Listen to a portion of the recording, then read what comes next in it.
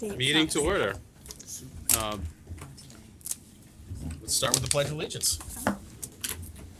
Pledge allegiance To the flag of the United States of America and to the republic for which it stands, one nation, under God, indivisible, with liberty and justice for all. Public audience. Anybody? Mark? Yeah, please. Is that already on? If there's a green light, it is. Yeah. Thank you. My name is Mark Scully, and I'm coming tonight as the chair of the Simsbury Sustainability Committee. And I really just would like to give you a heads up. I'm not sure if this is the best way or best place to do this, but I wanted you to hear this from me, and that is the Sustainability Committee is recommending that the town and the schools hire a sustainability coordinator.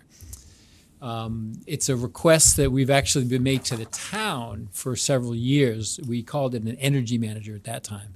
But now with the Sustainability Committee being broadened and with a broader remit, we are suggesting that that be called a sustainability coordinator. And I think the case for a position like this has been a very strong economic case already, in the past. Somebody in this type of position is able to do things like find grants for things like energy efficiency or for renewables, diverting food waste. And particularly, I think, with the Inflation Reduction Act coming down and the bipartisan infrastructure law, there's a ton of grants, I think, that are going to be available for schools and for towns. And we just need somebody to be able to go after them and do things like get all of our energy bills in one system so that we can review them and find mistakes. We could start efficiency campaigns. We could do things like a performance bonding that'll actually save the town money. So I think that, irrespective of what one thinks about sustainability, and I know this board cares very deeply about that, this is an economic case that this person is way more going to save the town money, way more than their freight. It was true in the past. It's particularly true with the Inflation Reduction Act coming at us. So it makes sense to us that this be a shared position between the town and the schools. So we're hoping it makes it into the budget this year, but I wanted to just hear it from me that this will be coming, and it's a suggestion that we really think would make a lot of sense for the town. Thank you. Thanks.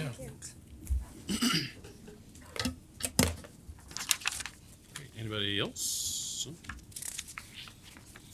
On to committee reports and board communications. Let's start with Grace. Welcome. Thank you.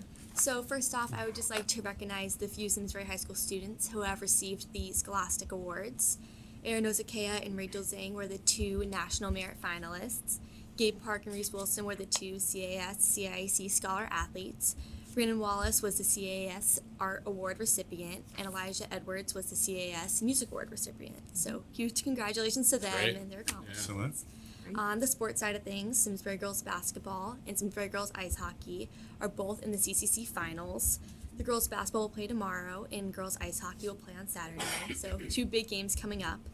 Another big thing happening this week is the Battle of the Bands. This is a student council run event that is set to take place on Friday night. So best of luck to all the students competing. So that's all for me. Great. Thanks. Great. Brian? Great. Great. Nothing tonight.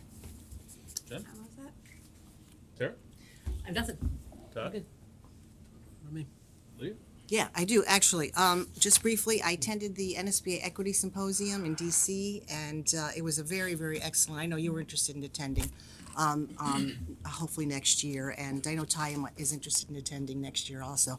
So it was an excellent. We had about 400 from around the country that came, great speakers, and then we had back-to-back, well, I had board meetings also, but we had back-to-back the Advocacy Institute, and we had about 800 there, and we really had some great speakers. Representative Bobby Scott spoke. A few of them canceled out. Some of the congressional speakers due to one reason or another, but we were fortunate to get some of them to come speak.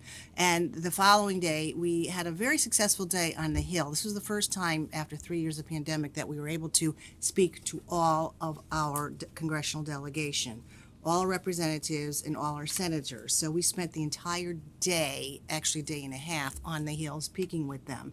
And not only just their aides, but with them personally. And they are very much interested in what's going on in Connecticut, obviously, especially with the recent bill that's before our Connecticut legislature.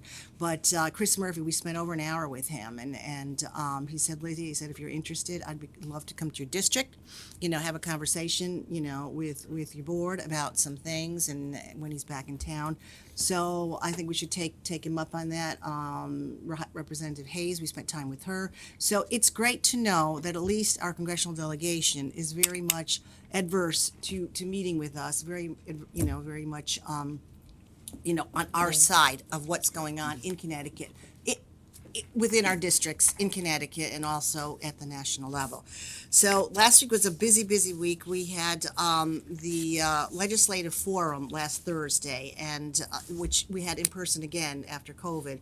So we met at the state capitol, and so we had probably about a dozen or so superintendents, board members, and probably we had more legislators there than we actually did superintendents or board members, which is really a good sign because we were able to have some new legislators that are just brand new that came, and they were also not just from the CREC area. This was sponsored by CREC and CABE and HASA, but we also had from around the state.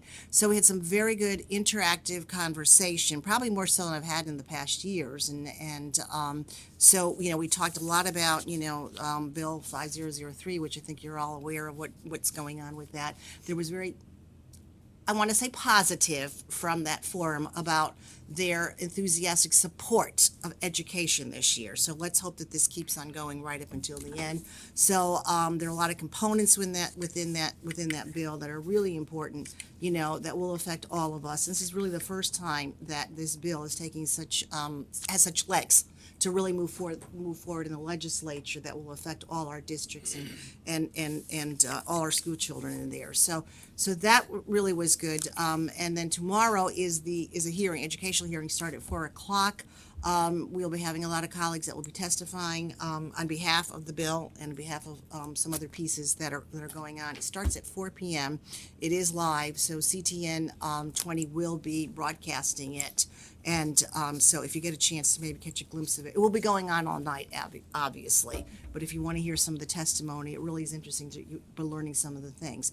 Jeff Curry spoke to CREC last week, came and spoke, and he's probably one of the foremost proponents of the bill. As a former Board of Ed a member in East Hartford and as a representative, he is definitely behind this. He's the chair of the Ed Committee now, correct? Yes, he and Senator Doug McGrory are co-chairs of the Ed Committee. On the Ed Committee, there are 40 members. This is the first year. This is the largest number that are on. So Melissa Osborne she's on appropriations, but she's on the appropriations subcommittee of education. So she and I had a great conversation last week. She also came to the forum and was able to, have a few questions. And then Senator Lisa Seminara, as you know, both are new, came to the forum last week too. So she sits on the Ed Committee. The nice thing, probably the most promising thing about Ed Committee this time around is that we have many former Board of Ed members on it and also those that were teachers. So that will hold some credence, we hope, that this bill will pass as we go forward. But so that's where we are in that. It's been a very, very busy time with the legislature, but I must say it's been an exciting time. I've spoke over years and years and years of how it is, but this year really seems to have a lot of momentum to pass this bill, to move education forward. Tomorrow morning, there will be a Risk Alliance legislative forum. If anyone is interested, it's at 8:30, and so they're going to have with all the Risk Alliance. Anyone that is interested, all of them within the state, as you know, CREC is one of them. So they will be having their forum again, talking about what is going on in the legislature and the bill and what have you. So it's been a busy time, but it's a good time. And Day on the Hill will be March 8th. So put that on your calendar if you're interested in attending. So by then there will be even more momentum going on as these bills and amendments pass through the legislature. So that is what's going on with that. Let me just add Yeah. one piece to that. So the bill Lydia is referring to does have quite a bit of momentum. It's a funding bill, so it's a really comprehensive funding bill that takes a look at the educational cost share formula. It takes a look at special ed excess cost. It takes a look at magnet school tuition. So what I said to Lydia today, a lot of these funding challenges that have been around for years that we've talked about are kind of being put under one umbrella with a new way to look at this and try to bring better funding to local districts. So it's hard for local legislators not to support this because it provides a benefit to just about every town in Connecticut. It would greatly benefit Simsbury to the tune of over more than $1 million on an annual basis than we get right now. Yep. So we'll keep a close eye on it Yeah, and it's continue to report that.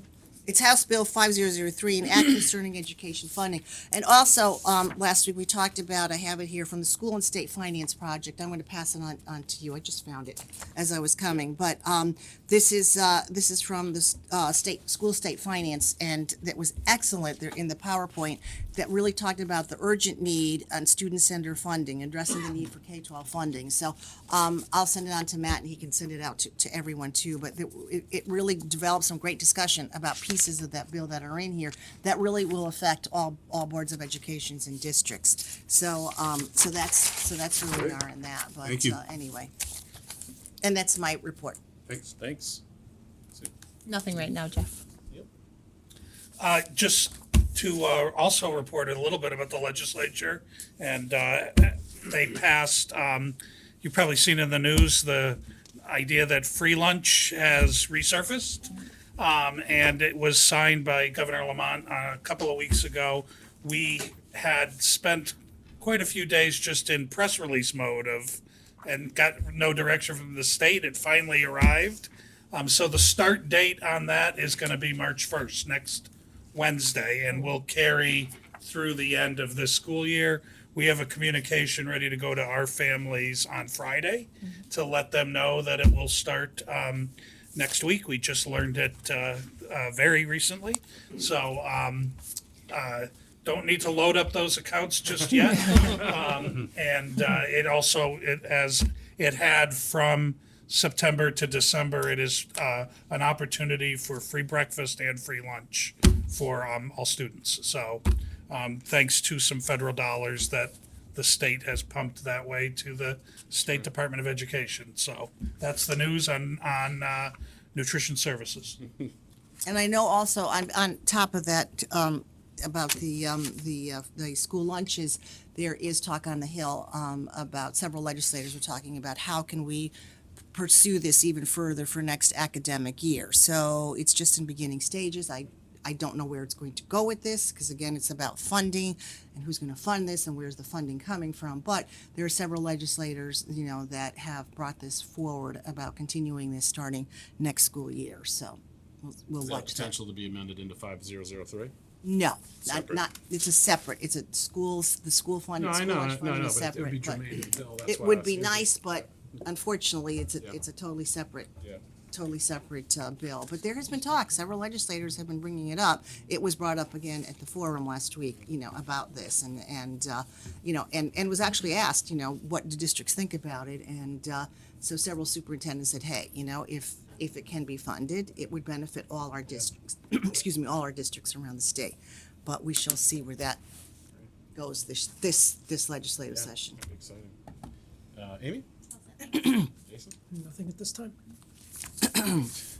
I'm good. We have a lot of budget talk. Excellent. See you Let's later. talk budget. All right. All right. Under recommended actions, the first is a approval of the January 24th minutes. I'll approve those minutes. Move to approve. Todd, do I have a second? I can second it. Brian? I'll abstain. I'll abstain. 2 abstentions. Any discussion? All those in favor? Any opposed? Great, thanks. They pass. Now the approval of the February 4th workshop. I'll move those minutes. Tara, is there a second? I'll second. Jen? Anybody abstain? Okay. All those in favor? Aye. Any opposed? Great, thank you. Personnel, like I said, back to you, Neil. Yeah, 2 action items and 2 informational items tonight. We have 2 retirements to announce tonight and take action on. One is, the first is Laurel Erda, who has been with us at Central School for over 28 years, mostly in grade 4. Laurel is an exceptional teacher, someone who has been at the center of Central School for a long time, and this is actually she's kind of she was on a leave of absence during the first semester of this year, so that sort of ended up being the on-ramp to retirement. So you can see that the action is effective February 28th. So at the end of this month, Ms. Erda decided that she was not going to return to her classroom and is going to instead pursue her retirement. And we certainly congratulate her and thank her for many years of service. The second is Linda Pyrick, who's an exceptional science teacher at Simsbury High School, biology expert. Some of you may know her from, we have a scientific trip in the winter that goes to Costa Rica, often in the past, that Linda led many times. One last time this April.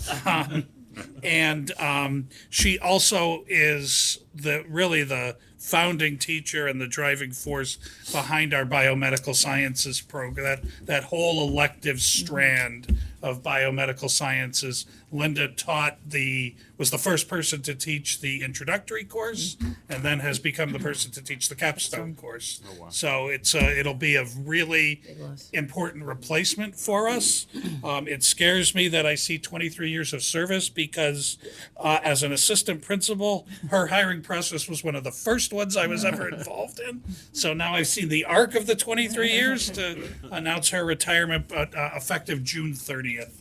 And the motion is there for your consideration.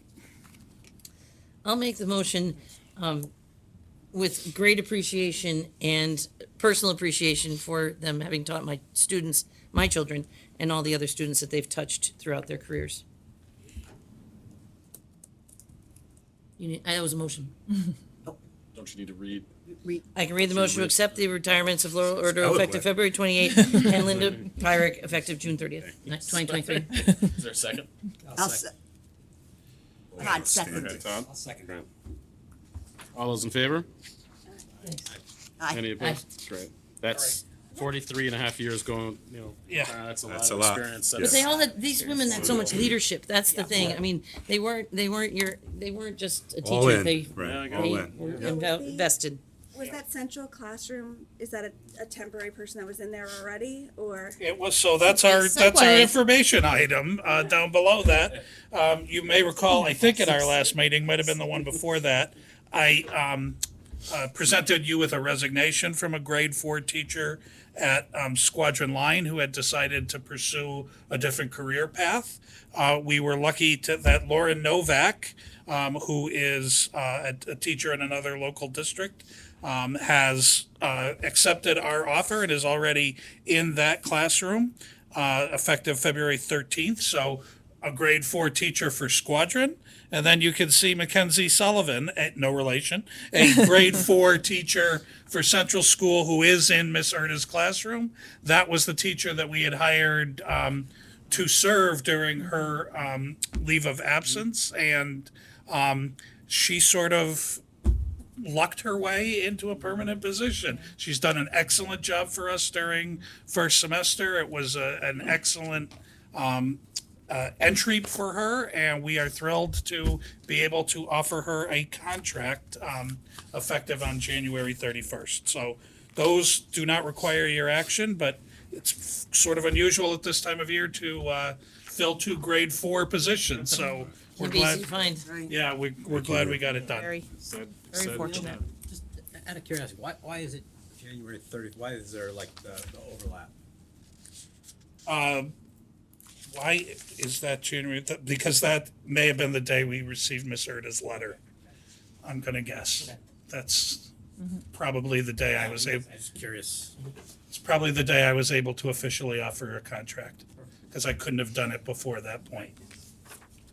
I have a question. You'd mentioned that Linda Pyrick had taken the students to Costa Rica Many times. many yeah. times.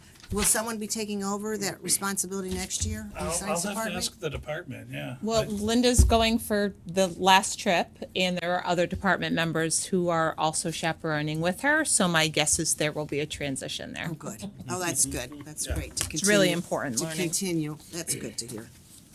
Excellent. Next up is the approval of the gift from the American Legion.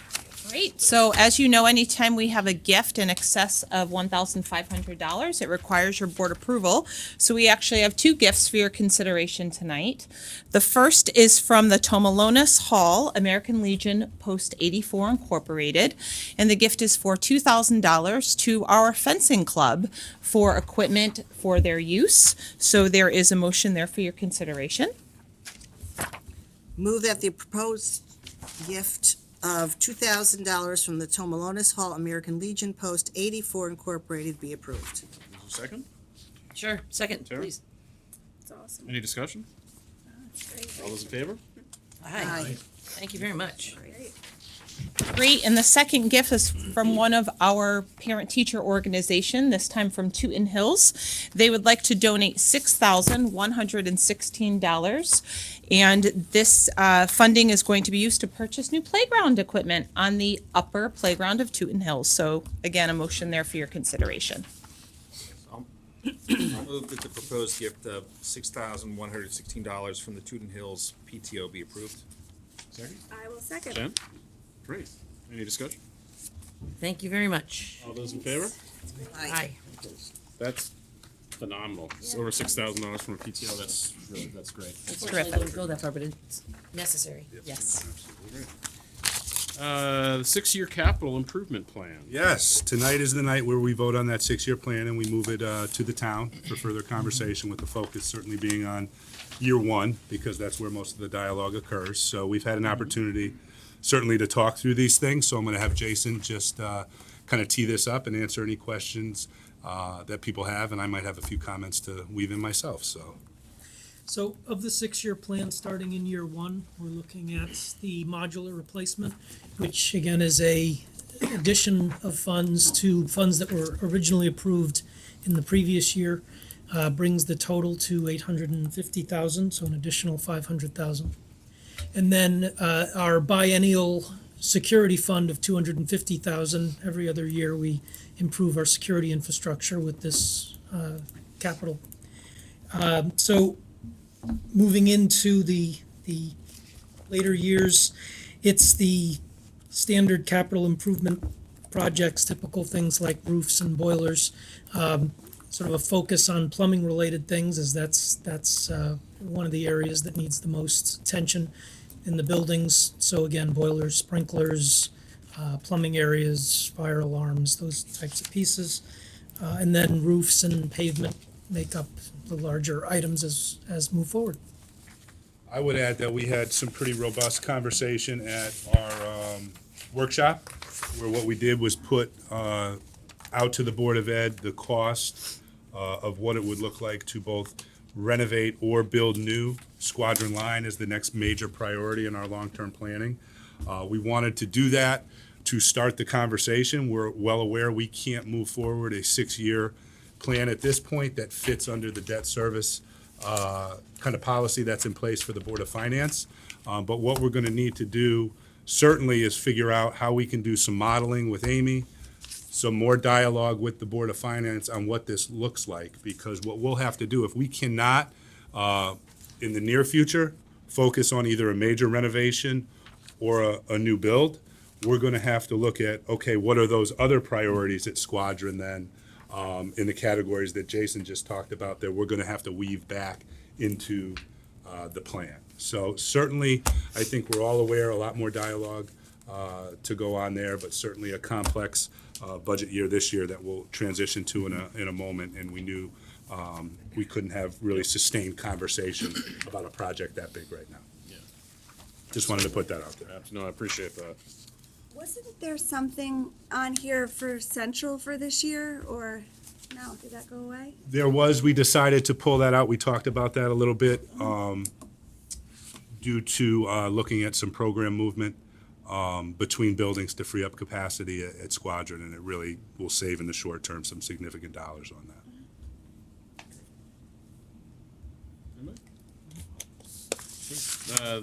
We need a motion, folks. It's right there for you. Can I get a motion? I'll move that the Board of Education six-year capital improvement plan for the period 2024 to 2029 be adopted. Is there a second? Second. Any discussion? All those in favor? Aye. Any opposed? Thanks. This is, well, and we'll get into it with the budget too, but this is a lot of hours is put into this, and I appreciate it. And we have talked about this a Yeah, lot, so I a lot, feel yeah. like we're not talking about it now, but we Yeah. did Yeah, spend a lot of time on absolutely. it, so No, thank you. kind of aware. Absolutely. Great. Next up, information and reports. Great. Speaking of the budget. I am gonna shift gears so I can Nice. see the big board when I'm talking. Nice. Give me 1 second. Ms. Lemke's gonna drive the PowerPoint for me. Appreciate that. No problem, sir. Trust me to do that myself.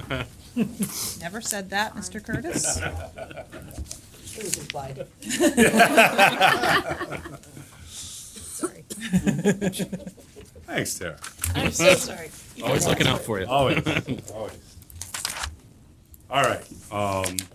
I'm excited to get an opportunity tonight to talk through what we call the superintendent's budget, but it's really a culmination of a lot of people's efforts up to this point. So I want to start by just a broad thank you to, and we'll talk about the process in a minute, but all my principals, program directors, the board as well, we'll talk about the workshop as we go through that, have put a lot of time and effort to get to this point tonight, and we certainly still have a little bit more of the process to go. But I always start the presentation and our conversations of importance in the district and grounding them in our strategic plan. So I've put up the 4 Board of Education goals, one around certainly student success, one about our school environment, one around retaining and going after and recruiting a premier workforce, which is so important to the quality of our school system. And then the last is what we just talked about, right? It's about our capital infrastructure and sustainable investments over time. So just a reminder that this is kind of the filter we make our decisions through as we come up with priorities and we make what can be difficult decisions during a budget process. So.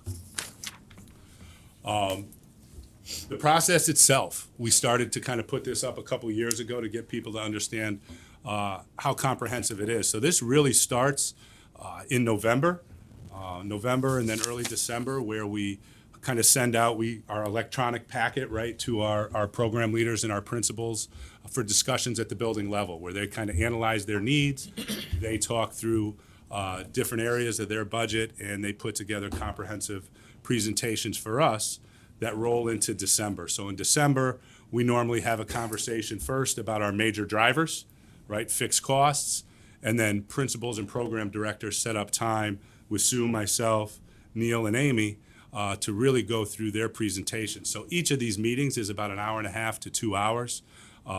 Quite a bit of detail from personnel to equipment to maintenance supplies, anything that it takes to run our buildings. We get feedback and input from our principals and from our program directors. We roll all that together, and that's when we start to make decisions on what we're going to move forward and present to the board. This year, which was a little different than we have in the past, the timing of the tri-board got moved from November to January. I think it was early January. I don't remember the exact time frame, but we did that so we were a little deeper into our process, and we could provide a little more specific information as to what our fixed costs were. And you'll remember at that time, both the town and the Board of Ed presented fixed costs in that area of about 6.5%, which demonstrated that this budget process is going to have a little bit of a different feel than ones in recent years, basically due to inflation more than anything else. But it was a productive conversation. I think it's an important conversation. I like the time frame. So I hope we keep it there in the future, because I feel like we're working with more real numbers. We move on to some presentations in January. We hear from special education, which really gave us a great feel for what some of the challenges and celebrations were in special ed this year. And then Neil puts on that comprehensive presentation in staffing and enrollment, which is really the crux of our annual budget. I've always said we're a people business, so 80% of our dollars are wrapped up in salaries and wrapped up in benefits. And Neil gave us a good look for what our enrollment projections look like, how that will play into some new staffing requests. And then the last time we got together on budget was that February 4th, I think. It was a Saturday, about a half day. I want to thank you for your engagement, looking at the detail, providing input, and a lot of what you said in that workshop has shaped kind of what we've put forward today. So that brings us up to speed, and we'll get started with this. So we ground things every year in themes and priorities.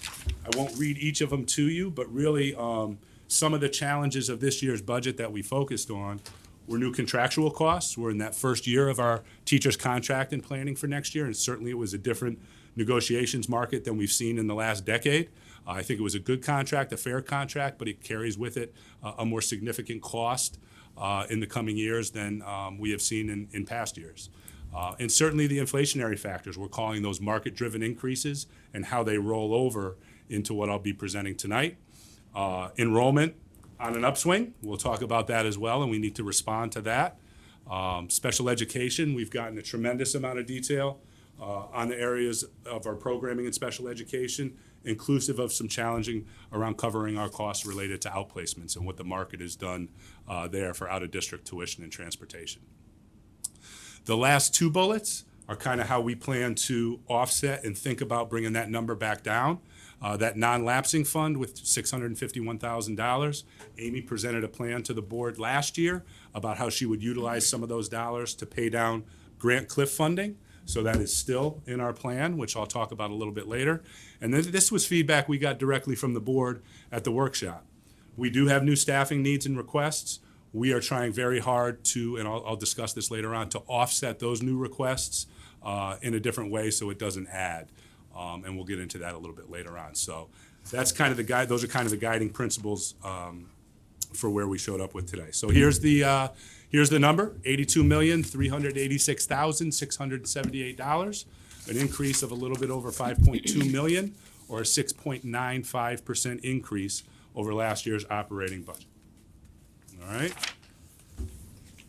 So the budget presentation is in three parts. I think we can get through it in pretty good time. It's some contextual factors that I think are important to present and think about because they've led to what our requests are. Return on investment. I think it's always important to slow down in a budget presentation and talk about it, performance, talk about programming, talk a little bit about the things we're proud of that we support both as a board and as an administration, and then get into the numbers where I've separated it into main drivers in a similar way that you've already seen in the workshop. All right, so this is a slide actually Amy and I worked on that I think helps to set the stage so you can understand what our strategy has been. As you'll recall, when we got together at the budget workshop, the roll forward at that time with the new request was a budget increase of 9.35 or something like that %. What we tried to do is really drive our presentation tonight much closer to what our fixed cost number was that we presented early on in the budget. So you can see here kind of the comparison of our fixed cost analysis that we shared with you and with the Board of Finance early of 6.75%. And what the superintendent's budget number is tonight is a 6.95% number. So we are real close in the magnitude of order and the dollars that we're talking about of trying to get this as close to a fixed cost number as we can. So we wanted to bring a highlight to that, and that was kind of our thinking as an administrative team as we plan through. This budget does include those deficits from prior year that we talked about. It does not include, and this is an important piece to understand, the $300,000 that we had set aside and said we want to create a new line item for buses with. We hope that as we work through the budget process, maybe get to the Board of Finance, Board of Selectmen, we can bring that conversation back up when we see how all the factors are measuring out, because we'd like to free up as many dollars as we can for Jason to manage smaller capital projects at the building. I think that's important. And you can see what I already reiterated. We were 935 at the workshop, so this number is a reduction off of that number from about $1.8 million, so pretty significant. In the main categories, just to be thematic with it, that we found those dollars were insurance, reallocation of staff to offset, looking at some of the equipment priorities and more or less flat funding that equipment in prioritization. Those are the main three areas. that we've seen movement. I mean, there were some things as Amy and I went through and refined contract line items, looked at tutors. We had a little bit of redundancy. We were able to shave some dollars there, but those are the main categories that we relooked at. Thanks, Sue. So, again, some contextual data. This is a per pupil expenditure. This is the one audited number that Board of Educations get compared by across districts. We often then say, okay, how does our per pupil expenditure relate to other like districts that we get compared to? So it's lag data. The data is always behind a year. So what I've provided is 2 years of the data, 2021 and 21-22. So you can see our per pupil expenditure increase from 18,900, a little over that, to a little bit over 19,000. But what I wanted to draw your attention to, the relative ranking actually became more favorable during that time frame. The higher the number you are in the ranking, the more kind of cost efficient the analysis is in comparative. So we went from 10 to 14 within our DIRG and 12 to 16 amongst Hartford area towns. I've put some like districts that often we discuss when we're talking about programming. We're talking about costs and comparing where we are with them. And you can see we're all pretty much in the same area. We're lower than like Avon and Glastonbury and West Hartford for the first time in many years. So that's something to consider as well. But I mean, in terms of where we are, the programs we provide relative to the state average in per pupil expenditure, I think we do pretty well with that. But it's a number we continue to watch, and Amy and I analyze as we continue to work on an annual basis. I also put over there just some budget history. I know our board is aware. When you look at a 10-year average of budgets that have been approved by the Board of Ed and gone through referendums, the average is 1.79, and 5-year average a little bit higher due to last year's budget at 2.24. So it's been a real responsible, fiscally responsible run, I think, by the Board of Education. I think we recognize that the budget number looks a little bit different this year than what we're used to, but there's certainly factors that play into that. Enrollment. This is not a new figure. I took this right from Neil's presentation and put it back up there to demonstrate that the days and the trend of the significant decline in enrollment for the Simsbury Public Schools have passed. We're seeing a projected pretty significant increase in enrollment starting at the elementary level. So that's leading to a projected enrollment for next year of over 145 students.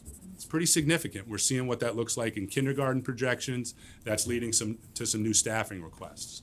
So certainly one of the tools that we utilized over the past decade was to offset using the fact that we didn't need as many teaching positions as our enrollment went down. That's much more difficult to offset when your enrollment is going up. And we value class size, and we take a look at that, and we want to be responsive to that. The other piece of this is our space challenge. So that last bullet, which Neil has talked about and we talked about extensively at the workshop, we are excited about that Latimer Lane project, but it can't be done quick enough, right? We know that that's going to offer up really important capacity for our district that we'll be able to relocate some programming to, and we certainly look forward to that. That will help our buildings breathe a little bit, but we're going to have to be patient in the sense and creative in the next couple years while that is happening. Can I stop you? Sure. Just looking at, and this is probably the question for you or Neil, not exactly sure where, but it is a budget related question. So you're going to have 145 increased students. Talk to me for a second about teachers in an era where we're kind of in a teacher shortage. Are we thinking about creative ways to attract them and retain them? I don't know if that's a signing bonus. I don't know what it would look like, to be honest with you, but.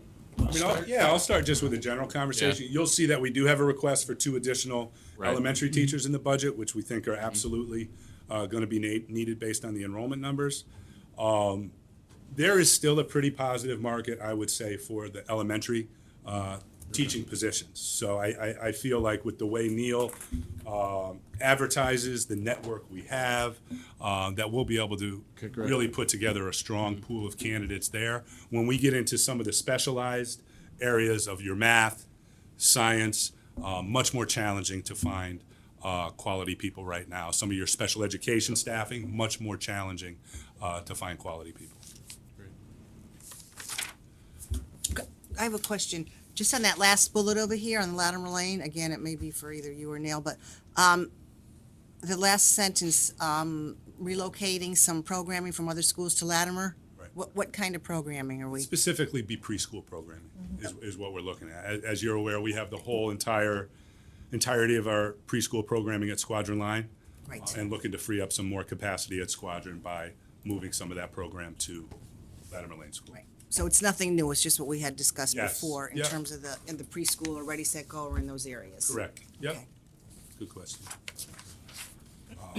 Just to revisit on the out-of-district students in the placement, this demonstrates kind of a visual of the growth over time. We went over this in great detail, but from a contextual factor, we have a pretty big ask in the budget this year relative to this line item, and wanted to back it up with some of the data. We've seen growth over time. That last bar is certainly a projected number, but we're currently over 40 students right now, as we've shared, and it's a combination of more need in this area and increased cost with both transportation and private tuitions. So figuring out the best way to manage this, both short-term and long-term, will be very important to the Board of Ed.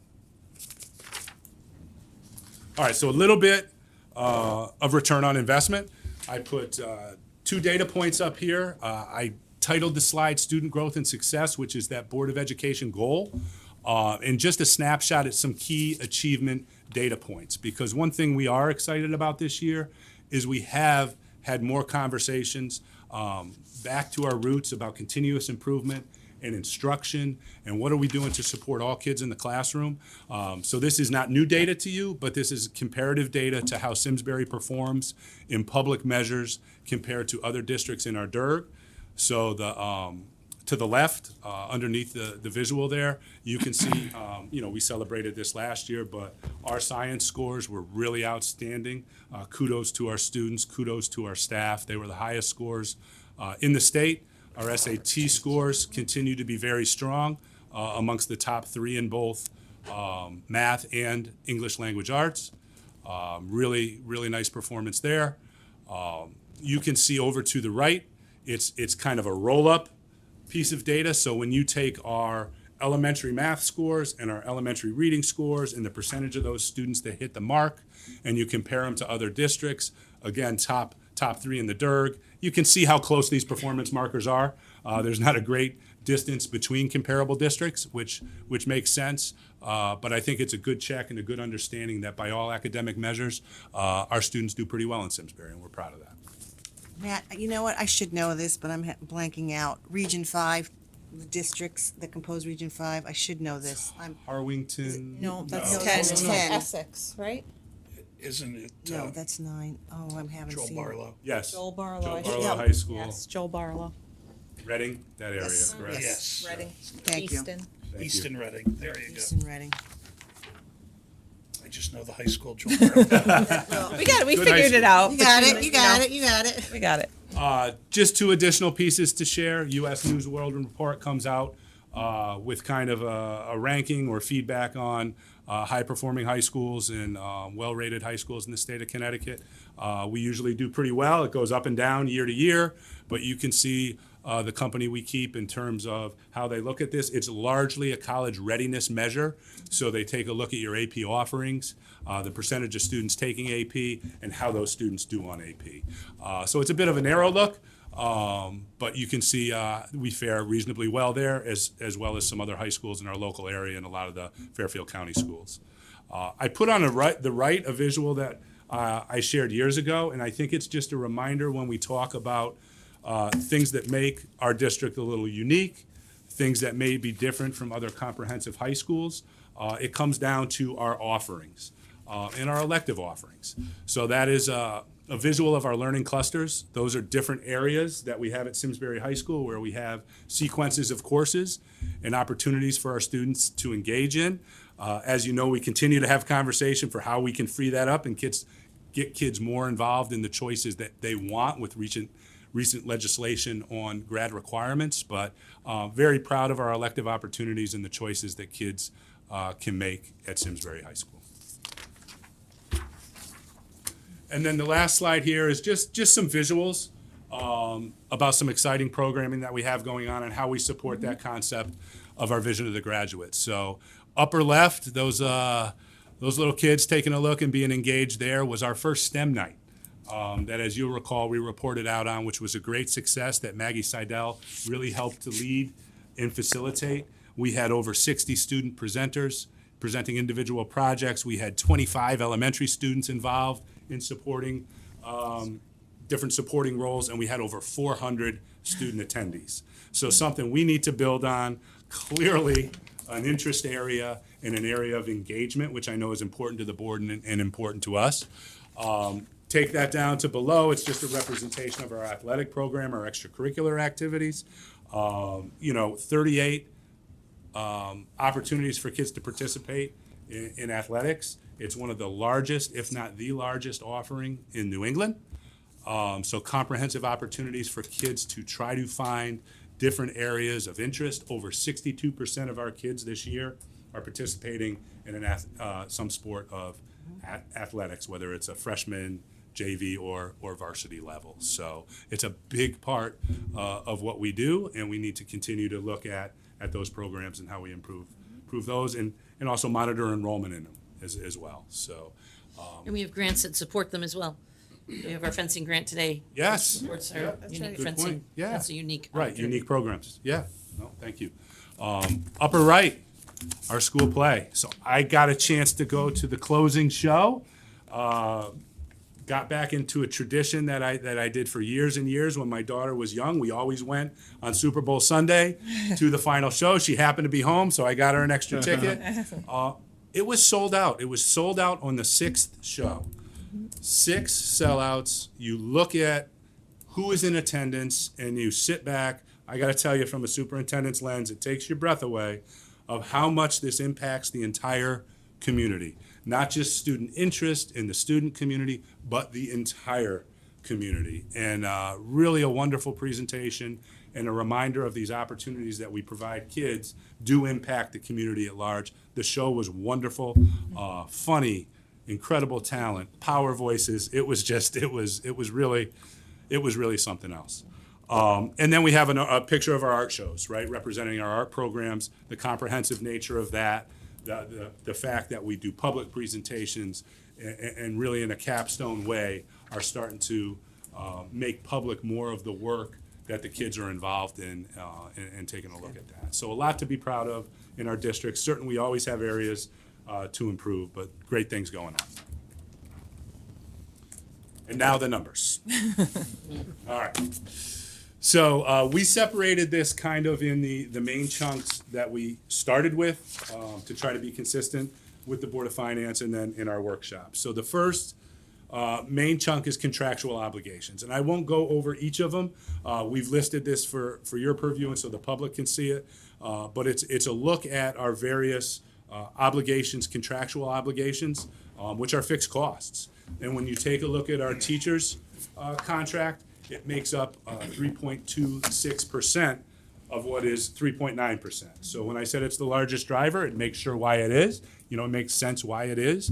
Our organization is largely our instructional people, and it makes up a huge portion of this. So the administration, you can see a slight decline in that. That's due to some of the reorganization last year. As you'll recall, we went from kind of a secondary administrative position in the administrative union to support Katie Crisula to more building-based department supervisors. So a position came out of the administrative union, but we did add positions, boots on the ground at the schools. You can see the other bargaining groups, but in total, it's a 3.91% increase, a little bit over $3 million to the operating budget. Enrollment-driven staffing, I pulled this out because we'll talk about offsets in a little bit as well. But you mentioned it already, Jeff, right? We're requesting 4 FTE due to basic enrollment and program needs. 2 of them will be elementary teaching positions. 2 of them will be special education elementary teaching positions to help reduce what have become larger caseloads, make that more manageable for our teachers. That is direct feedback we've gotten when we've sat with staff at schools. Part of Katie's task force is to really look at that instructional model. But that is certainly a theme in the district. I know people have reached out to board members as well about caseload numbers. So it's something we're really having a great deal of conversation about. We have some really small ads for the non-certified staff. Really what that is as some of these enrollments at elementary have grown, that's covering lunches, that's covering PLC meetings. It's taking current people we have and just adding some hours to them. So we do think that's important enough to move forward with and offset in other areas. So you can see that adds another about 0.5% overall to what the contracts are. We get into what we've labeled as market-driven increases. So these are really inflationary areas, correct, Amy, in terms of when we analyze things, come up with new costs. I think we took a flat funding approach and mindset to these areas, but if you flat fund right now, you're not going to be able to pay the bills for what you need to. So certainly transportation is up, utilities are up. These aren't surprises to anybody on the board, and I know anybody that's struggling with some of these same costs in their own homes right now. Supplies, textbooks, up slightly. Software and technology, Jason and Maggie talked through that a little bit, up about 100,000. In our subtotal, these things add up to a little bit under $500,000 or another 0.63%. But we feel that these are essential costs to run the operation the same way we run the operation today. These aren't improvement initiatives. These aren't innovations. These are kind of rolling forward how we do business with the new costs that are out in the market. The main areas that we've talked that have challenged us in prior year that we feel we need to address, certainly the largest one is the outplacement situation. Our district tuition and transportation dollar figure, so we're requesting $500,000 to address that and budget that right. And I think it's important. We have been moving dollars for a few years now, being innovative in how we could cover these costs. You'll recall we finished last year with a deficit of this area, and we carried it in to this year. So we'll be talking in the quarterly a little bit about that, and certainly in our final projections about how we plan to close that deficit. We have a plan, but we feel we need to address this in an appropriate way. The overall number in the budget, we budget net excess cost. I know it's complicated, is about a $1.4 million placeholder. We'd be moving that to $1.9 million, and I think that would give us the flexibility to move forward in that area. Facilities and maintenance, these are some areas that were under budgeted, mainly, Jason, I remember we talked about HVAC. It was a budget line item that was set before we had air conditioning in any of our building. Now we need to adjust that due to repairs and upkeep and things that we're doing, particularly at the elementary level. And legal, we need to adjust legal based on what we're seeing in the market right now and what the projections are to pay our legal consult bills. So overall, about $656,000 or another 0.85%. The last piece of the puzzle is how we would plan to offset these dollars, which is always an important part of our planning. The first piece is that non-lapsing phase-in, and I know I mentioned it at the beginning, don't want to be redundant, but I think it's important. We currently have $651,000 in our non-lapsing account. Part of our budget presentation last year was to talk about how we would utilize some of that funding to offset grant-funded positions last year. As you'll recall, we had about a 3+% budget increase. We added significant staffing last year that the board supported to address the mental health needs of our students, our support staff and social workers, school psychologists, an additional special education teacher. We really added significant staffing. It was grant funded. Some of those grant funds by the Board of Selectmen. I mean, it was a very collaborative approach. And again, the goal was to minimize tax increase to the taxpayer. And doing that, we put dollars on grants. When you do that, no matter where you put them, you have to have a plan because the costs are going to come back. So I think we have a plan, but that does impact the increase in our overall budget. The last piece is the plan for reallocation of our current staffing and staffing reductions. To get to that 6.95% budget that I presented tonight, and to cover the staffing costs that we talked about, we need to come up with reductions of $475,000, which is about 0.62. And then I think by doing that, we kind of meet the request that, at least the initial one, you had said, hey, we'd like you to take a look at this. So we will plan to do that in a myriad of ways. And I'm going to speak a little bit generally right now where we are in the process. We're doing a real look at Simsbury High School class size. Neil's driving that effort with Ken Para as students register. So we will hope to capture some FTE in some smaller classes. You'll remember the class size report this year. We had some really small sections in various areas. We need to look at like what that looks like, pulling some of those together, how that couples with retirements at the secondary level, and what we can take advantage of there to reduce some staffing, maybe to the tune of 2 FTE is what our initial thinking is, which gets us about halfway there. We're also going to look at other retirements, both certified, non-certified, which are starting to come in, and have conversations about what positions we can combine, what positions we can eliminate without really drastically at this point in the process impacting program and impacting student need, closest to student need.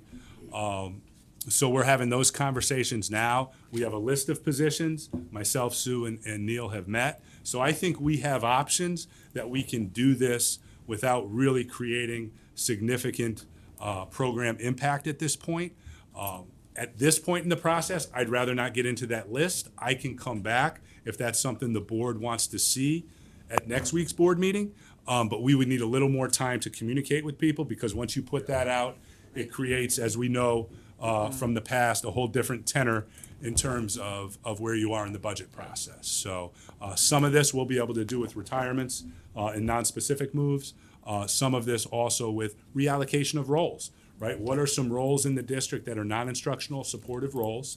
And what can we do maybe to reallocate some individuals in those roles, maybe the new teaching positions, the new special ed positions. So we have a lot of options and things we're talking about that I think we can be successful in meeting what was a request of the board at the workshop of, hey, we understand you have need. This 9% number clearly can't work, which we understand.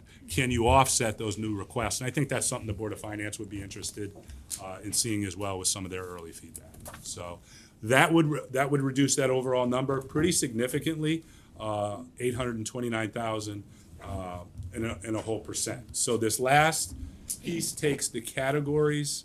I'm sorry, health insurance. I apologize, that was a slide ahead. So we talked about where we were in the process last time, that the health insurance was pretty significant of an increase, right? It was, not only did we take a 0 last year, but we had a projection of about 15% for the current year. So total, at first look, it was a 23% increase. Went back, Amy said, a bunch of conversations with myself, with the insurance consultant.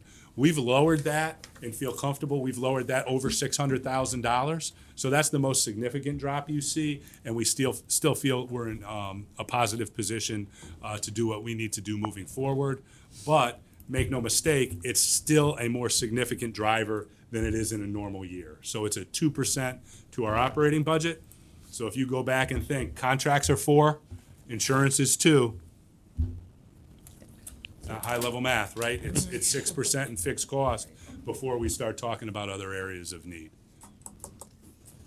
We wrap it up in those main categories I just demonstrate so you can get a visual of it. And that's where you see the total requested increase in the superintendent's budget of $5,355,861, which is a 6.95% increase.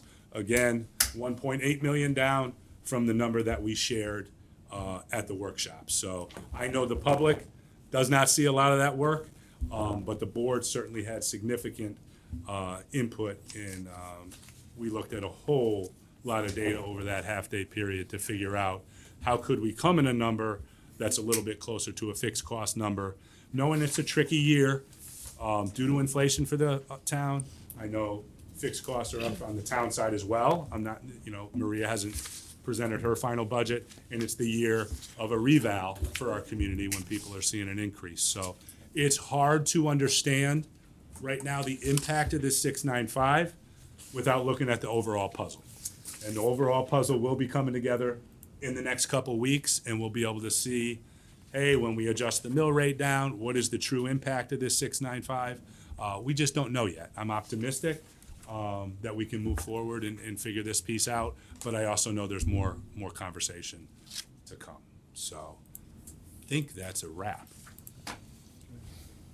Any comments? The team can take certainly any questions. Can I just say one thing? Yeah. We're scheduled to come back next week. It's Tuesday, correct? Tuesday. Which is a special meeting to vote on this budget and move it forward. So anything that the board would like to see between now and then, we can put together and we can present at the front half of that meeting too. Kind of gives us a unique opportunity to get a little time to think through. I know we provided updated line item detail on this, and Amy and I can certainly answer any of those questions that board members would have. I'll stop talking. Comments, questions? So this budget does not include any buses. Correct. So we would have to figure out one of two things, Tara. That's a great question. We would have to figure out, do we have to buy a bus out of Jason's CNR 500,000, which I know does not really meet our overall need, or do we have to find a way to fund a bus a different way, more collectively, collaboratively with other boards? So that's more data. Actually, we want to go back, look at that bus list that we pulled out and looked at. Hey, can we get away for a year without one or not? Or do we need to find a better way to do it? So we're going to have a decision to make. Jason's going to have a decision to make of how do we want to best utilize that CNR 500,000? Is it with a bus? Is it without a bus? But correct, we pulled out the original plan because it was $300,000.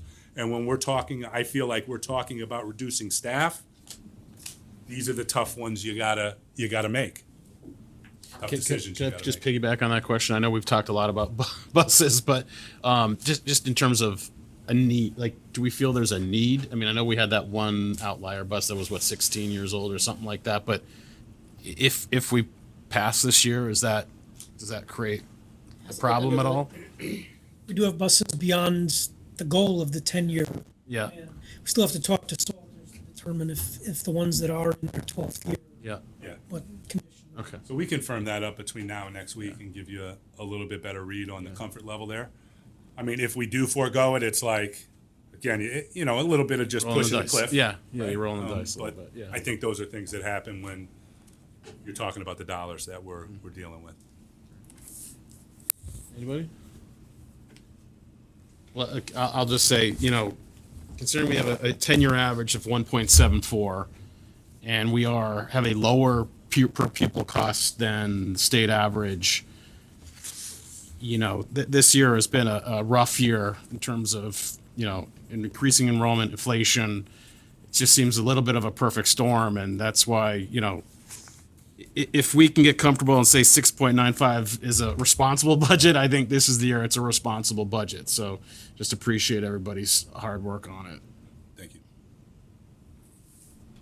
And I'll just dovetail to that. When we saw the original back 2 weeks ago, what was it original?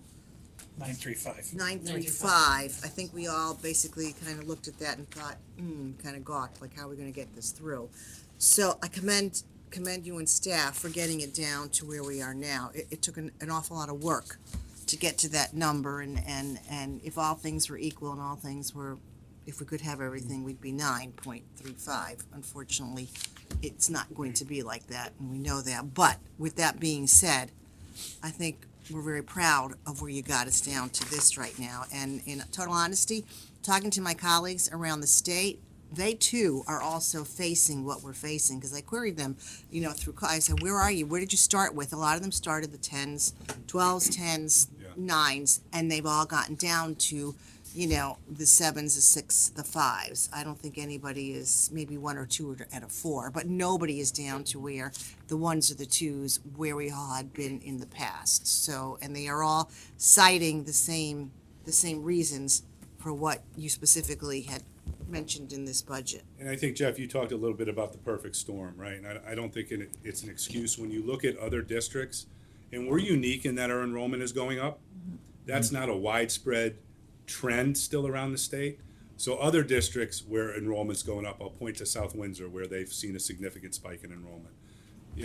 there's, you know, I talked to their superintendent, Kate Carter, yesterday. I think they're about 7.5. So like, that's the extra compounding factor here that Simsbury is dealing with, that not a lot of other districts are dealing with, is a projection that's saying, geez, your kindergarten cohort coming in may be something that you haven't seen in Right, a very long time. 2 decades, you know? And that's at least something at this point. We don't know how that pans out. We got to plan for on paper. When I saw the 695 down from the 9+, I was like, oh no, what, you know, how did we get there? Listening to the presentation, everything is very realistic, well thought out, responsible. I'm very thankful for the extra work that that everybody did from the workshop to now. I think this makes a lot of sense. Thank you.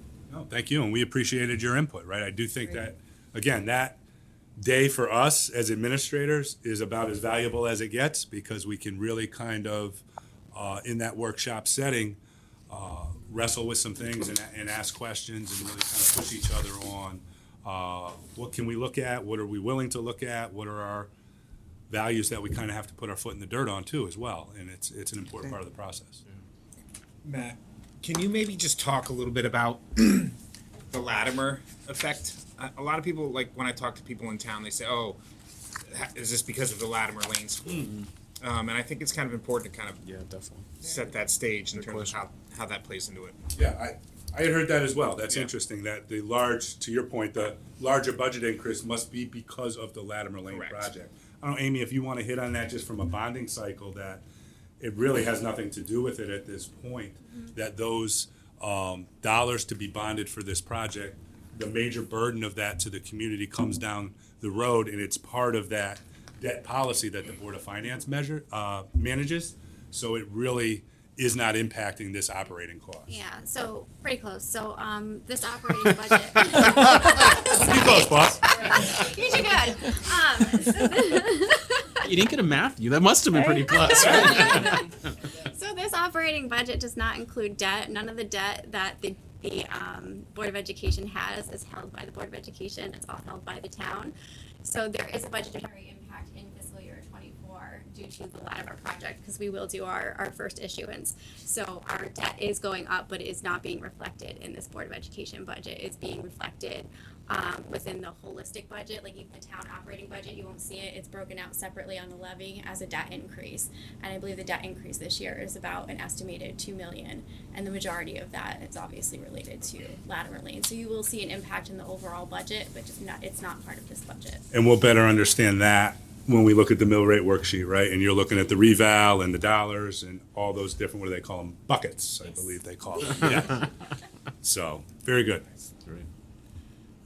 We need to adopt the right or no? No. Oh, that's next You week. do that I'm next sorry, you said meeting. next week. Yeah. It's excellent. I'm really happy that that it looks much better than it did at our workshop. I'm glad we did have a lot of conversations of things that were important, things we wanted to make sure, and obviously anything that touches our students directly is where our priorities are. So I think that was reached in this Absolutely. budget. Great. Anybody else? When you start with fixed costs of where they are, it's Fixed costs are not rough. Not a lot of room there. Have a lot But of choice to play around with. So I would say if there are questions, you have time over the next couple of days, get them to us. We'll open the meeting with response to that. But it should be a quick discussion, and then we'll put a motion and get your input on your comfort level in moving this forward or not next week. Can I ask you a question, and maybe administration, I know this was a big task to do this. Was there anything in particular that you saw as outliers or something that really tugged at the heart? Maybe that's not the word, but something that in the reduction phase that you really felt you needed to keep in but just reduced it, or? You know, I struggle with the short-term, long-term capital planning. You know, it's something that we've talked about. We've done a considerable amount of work as a board. The town side's done a considerable amount. And you do feel a little pigeonholed, right? You feel like you did the work, you have the vision. The need so outweighs our ability to pay for it in the short term based on current policies. it's just a struggle. So I guess the one area short term for me is I struggle with the CNR and really would like to hopefully find a creative way to expand that over time because it's so Everything's out of aging. date. It's just so out of date, and it does not meet the need. When you're talking about after 5 years of doing a study and we've met 3% of the highest priority of things that were recommended, to me, it's not about stating priorities anymore. It's about you trying to get up from underwater with your facilities a little bit. And we need to continue to have those And that's a reflection of the conversations. many years that weren't, that Absolutely. of maintaining and Yes. our buildings So were that's ignored. That's a great point, and we talked about that the other day, is the current boards and the people on the Board of Finance, that we have really supported quite a bit of spending in the last several years for capital. So that's something to qualify. Everybody's been catch up. incredibly supportive. It's catch-up. That's exactly right, Sarah. Thank you. That's a very valid point. I mean, that's a point to even explain to the public, to the general public who doesn't, and the community who doesn't understand Right. what that means in terms of playing catch-up, in terms of facilities. I mean, I think if you ask the parents that are in the schools or, alums of the schools or parents that have been in the schools, they understand. Well, they ask, why hasn't this been taken care of years and years ago when our kids were there? I, for one. So I think that's a really valid point, that the community needs to hear this, because if you're saying that we're playing the catch-up and we're still trying to get from down under, that's only going to compound to another level if we don't work in that area. Yeah, I think it's going to take a whole nother series of creative thought and creative conversations to look at this differently than we've looked at it. That's all. That will be a project for our new budget director, creating those maintenance plans and, setting up a timeline, so. Yeah. I really do think we should also emphasize that our neighboring towns are all having this struggle. Yes, they are. I mean, this is one of those years that It's a very unique year. that it's really all this inflation in the Yeah. everything is really. You hitting a lot coupled the of our federal dollars that were available last year to meet need with the inflationary situation and then with the enrollment, and It's hitting everybody. So, thank you for all your hard work. Appreciate thank it. you. Thanks. Anybody else? Great. Thank you, sir. Great, I'm gonna come back up there. Excellent. Amy's gonna- Nice try. You, I already got my Katie tutorial. totally had your back on that one. Right, exactly. He would only get it pretty close. Ay,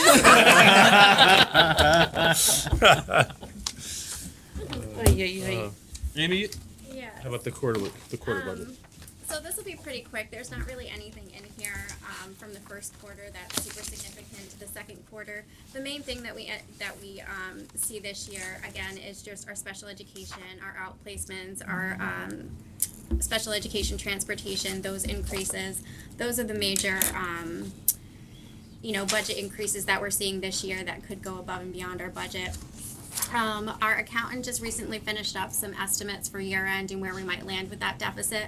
I want to go back and review those along with our special services department before we release any estimates. And then also come up with ways that we could potentially fund any potential deficit. So you will likely hear from myself or Matthew within the next couple of weeks on what that looks like. Thank you. Anybody else? Anything? Great. Next up is a public audience, seeing that there's nobody here. I think we're good there. Our next meeting, as was stated, is next Tuesday, the 28th, right here in the Board of Ed conference room. Anything else for the good of the order, folks? Okay, can I get a motion to adjourn? So moved. Tell. All right, thank you, everybody.